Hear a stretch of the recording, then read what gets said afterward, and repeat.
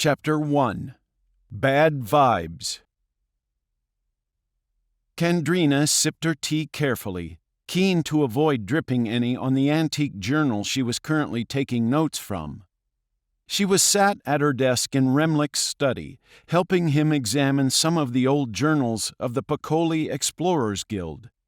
They had disbanded centuries ago, before the tribal merging, and their findings had become the subject of myths and children's tales.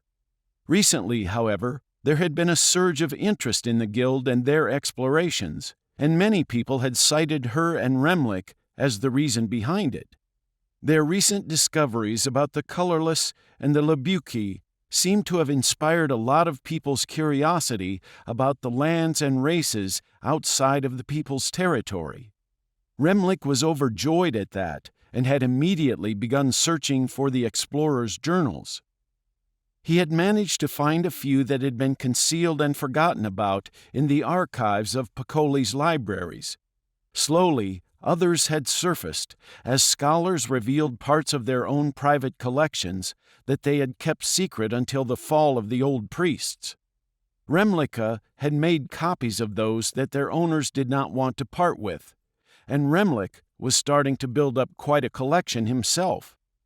The two of them had been making notes from the journals for a few weeks now, in an attempt to build up a more detailed picture of what creatures and people existed outside of the tribal lands, and whether they were likely to be friend or foe.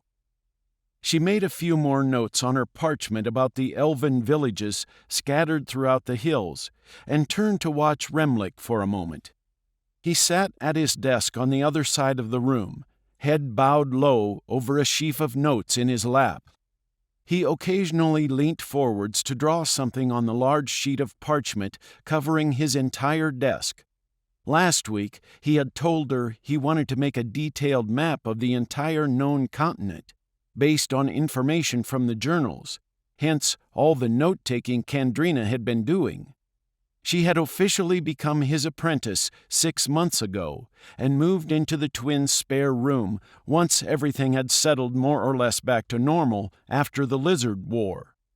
Although she had technically been working with him since her adulthood ceremony 2 years ago, they had been too busy to get around to declaring her apprenticeship at Tewin Town Hall. Kandrina took the opportunity to stretch her neck and arms a bit. She'd lost track of how long she had sat hunched over her desk, but it felt as though every muscle in her body had cramped and frozen in that position. The fire in the grate was burning low, and her teacup was almost empty. Might as well fix both problems at once, she thought, as she grabbed her cup and walked across to the fireplace. "Do you need a refill, Remlik?" she asked while she poured out her own. Remlik looked up from his map, his deep brown eyes glinting in the firelight, a smudge of black ink just visible on his dark cheek, and his usually tidy ebony hair ruffled and uncombed. She had noticed he tended to neglect personal grooming somewhat when he was engrossed in his studies. "Oh, yes, please, Candy. How are your notes coming along?" "Fairly well," she replied, pouring more tea into his cup before setting the kettle back on the fire. She tossed another log into the grate and sat back down. "This one seems to be about the elf villages in the hills. There are a few mentions of the dwarves as well, though not in any great detail. It's mostly the elves," she told him.